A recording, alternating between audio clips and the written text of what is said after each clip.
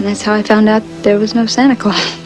Phoebe Cates, Linda in the red bikini, stepping out of the pool while Moving in Stereo plays, and every girl in the room suddenly very aware of her own body, and every boy pretending not to stare. Hi, Brad. You know how cute I always thought you were. For a few years in the early 80s, she was everywhere. Then she wasn't. What really happened to Phoebe Cates? If you were a woman in your 20s, in that era of romantic films and teen movies, you remember exactly where you were the first time you saw her. Maybe it was a sleepover on a Friday night after a football game, someone's basement, someone's older brother's VHS copy that you weren't supposed to have. You probably laughed and covered your eyes and peeked through your fingers at the same time. But what stuck wasn't just the image, it was her softness, the way she didn't feel like a model. She felt like a girl who had wandered into something too big and was trying to find her place. That mattered to us, because that era of movies let women feel things without apologizing. Desire, curiosity, romance, longing. Before love stories had to wink at you to be cool, before everything had to be clever, back when movies let you believe. Phoebe wasn't supposed to be an actress at all. She was supposed to be a dancer. She grew up in New York, born July 16, 1963, the daughter of Joe Cates, who worked in television and Broadway production. As a little girl, she was serious about ballet. Not hobby serious, serious. She went to the professional children's school. She took classes at Juilliard. She earned a scholarship to the School of American Ballet. That's not a cute after-school thing. That's a life path. That is a little girl who wakes up every day believing her body is her instrument and her future. And then, around 14, she injured her knee badly enough that doctors told her she couldn't keep training the way a professional dancer has to. Just like that, the dream she had been building her whole childhood closed. If you ever had something you loved taken away from you when you were young, you know what that does. You don't just lose the thing, you lose the picture you had of yourself. You remember where you were when you first saw that. Phoebe has said later that after that injury, she drifted into modeling almost by default. She was tall. She was striking. Agencies wanted her. By 14, she was already working constantly, appearing over and over in magazines like 17, then on the covers of Elle, British Vogue, and Interview. The pictures were glossy and beautiful, but she's been honest about how it felt. Repetitive, doing the same thing again and again. Something she eventually did mainly for the money. That's important, because before Hollywood ever turned her into a fantasy, she already knew what it felt like to be looked at instead of known. We couldn't believe she could do that too. She was still a teenager when a chance meeting at a party at Studio 54 led to her being introduced to a film agent. That turned into auditions. That turned into Paradise in 1982, when she was just 17. Paradise was marketed the way the Blue Lagoon had been. Sun, sand, innocence framed as something sensual. And suddenly this former ballet student and working New York model was being sold to the world as an ideal, a dream girl, a fantasy. She has said later that some of that early work made her uncomfortable, especially being asked to do nude or sexualized scenes so young. That matters too,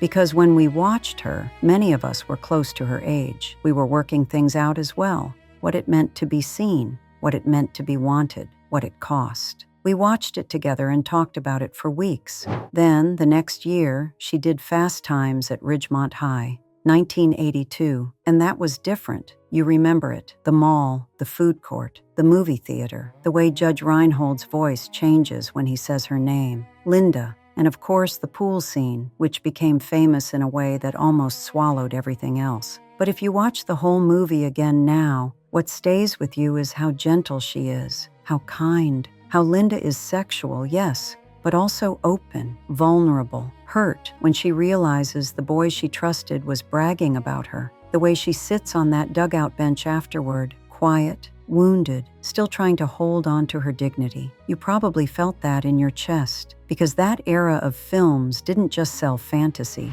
They let you see the feelings under it. They let you recognize yourself. That was the moment we knew she was different. Private School came next in 1983, silly boarding school comedy. But then she sang on the soundtrack, and we couldn't believe she could do that too. She sang Just One Touch and How Do I Let You Know. We were all talking about it Monday morning. Around that same time, she became part of a small group of young actresses who seemed to define what being a girl in the 80s felt like.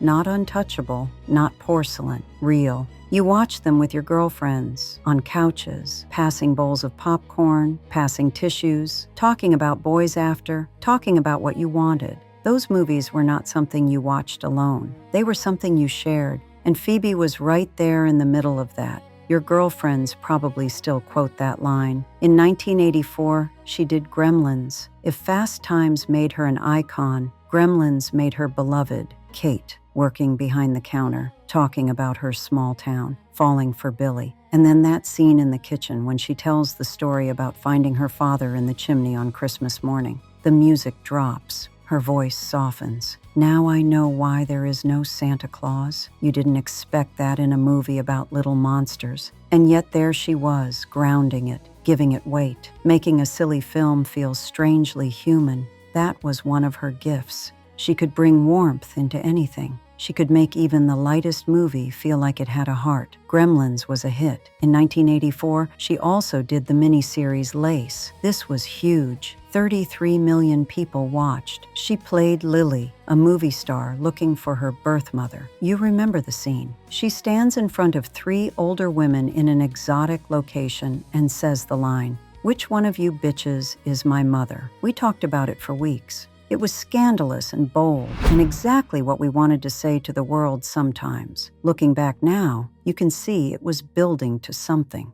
There is a small group of women in Hollywood who carried themselves a certain way. Audrey Hepburn had it. Grace Kelly had it. That elegance that doesn't announce itself. Phoebe Cates is in that group. She didn't just star in your memories. She built a real life. In 1983, while auditioning for a film called The Big Chill, she met an actor named Kevin Kline. She didn't get the part. She got something better. He was older, already respected. They didn't rush. They dated for years. We didn't know it then, but that was the peak of the Hollywood machine trying to claim her. Date with an Angel came in 1987. Bright Lights, Big City in 1988 with Michael J. Fox. She played cold and untouchable as the model wife, and we barely recognized her. By 1989, something was shifting. You could feel it. She married Kevin Kline on March 5, 1989, in New York. A small ceremony. She was 25, he was 41. And from the outside, it might have looked like a strange match. The bombshell and the stage actor.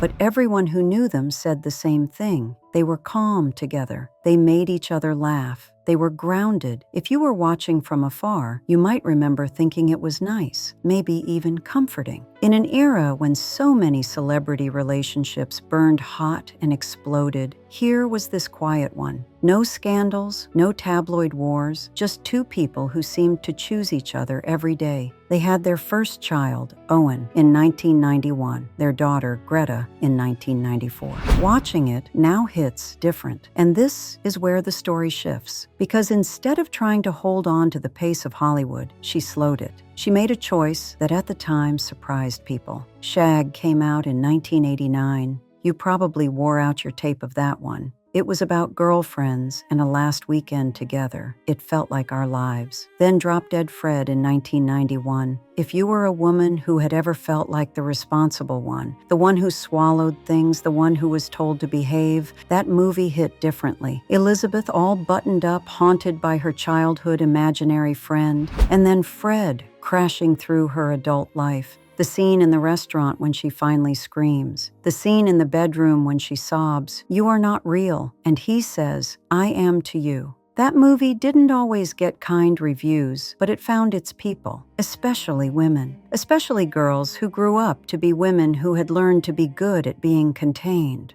Over the years, that film has quietly become a cult favorite. People who saw it young come back to it later and suddenly understand it in a new way. That's not an accident. That is a connection. We wanted what she had, all of it. Her last major film role was in 1994 in Princess Caraboo. After that, she appeared once more in a small independent film in 2001 called The Anniversary Party. She did it as a favor for her friend Jennifer Jason Leigh. And then she stopped, not disappeared, stopped. She has said very plainly that she wanted to focus on raising her children. That acting was all-consuming, that someone had to be the one who stayed. Kevin Kline continued working. She stepped back. There was no scandal, no breakdown, no dramatic fall. She chose a different center. If you were watching from the outside, it might have felt like she vanished. One year she was there, the next she wasn't. But the truth is quieter. She moved into a life that didn't belong to the public. She raised her kids in the same city she grew up in. She stayed married. In 2005, she opened a small boutique in New York called Blue Tree. It is located at 1283 Madison Avenue. She sells clothing, books, toys, and things she loved. She runs it herself. She stands behind the counter. People who walk in sometimes didn't recognize her at first. Sometimes they did. She has lived a life that is truer than a movie script, and by all accounts, she has been content. That matters, because so many of the women we watched in that era were made to feel like their value was in being seen. Phoebe quietly decided her value was somewhere else. And there is something deeply romantic about that too. Choosing the life you want, not the one you are applauded for. That scene still makes us reach for tissues. Every few years, her name comes up again. An anniversary of Fast Times. A new generation discovering Gremlins at Christmas. Someone streaming Drop Dead Fred at 2 a.m. and going online to say, "Why does this movie make me cry?" And every time, the reaction is the same. Warm, fond, protective. People talk about her the way you talk about someone you knew, not someone you watched. And the women who worked with her say the same kinds of things. That she was gentle, that she was funny in a quiet way, that she didn't behave like someone who thought she was a product. She has talked herself about how modeling made her uncomfortable, how repeating the same poses, the same looks, felt empty, how acting, when it was rooted in character, felt more justified. You can feel that in her performances. She always seems to be looking for the person inside the image. If you grew up in that era of romance and teen films, you didn't just watch Phoebe. You folded her into your inner world. You compared yourself. You wondered. You took pieces. That's not silly. That's how stories work. That's how we try on selves. And it happened at a time when movies let women do that sincerely. When romance wasn't embarrassed to be romance. When longing wasn't something you had to laugh at to make it safe. You probably watched these movies with other women, friends from school, sisters, maybe your mother, maybe later your daughter, passing the same feelings forward. You have to see this. That is legacy. That is not nostalgia. That is transmission. When a girl born decades after Fast Times watches that pool scene and laughs and blushes and feels something new move inside her, Phoebe is right there again. When Gremlins plays every December and Kate tells that story and the room goes quiet, she's right there again. And yes, life didn't turn out like the movies. For most of us, no one carried us across a dance floor. No one showed up under a fire escape. Real love was quieter or harder or shorter or simply different. That does not mean you were foolish to want what you saw. You weren't asking for a scene. You were asking to be seen. Those films showed you what that could look like. That is not childish. That is human. Phoebe got older too. She is 61 now. Her children are grown. She is still married. She still lives in New York. She still runs her store. She is not chasing what she was. She built something else. And she seems, from everything she has shared, at peace. Maybe real life never matched the movies, but she found something better. She is okay now, still okay. 12 years of films, Fast Times, Gremlins, Lace, Princess Caribou, that's the career. But the life is longer. She chose where to put her love. The pool scene still has 47 million views on YouTube. Daughters find it and text their mothers. That's legacy, not headlines, feeling, the kind that passes between women. You were not foolish to want what those movies showed you. Wanting to be seen like that is a heart that works. The comments prove you are not alone. That's your tribe. Phoebe Cates is 61 now, married to the same man, running her shop on Madison Avenue. She is okay. So are we. Life goes on beautifully. We are enough. Keep believing.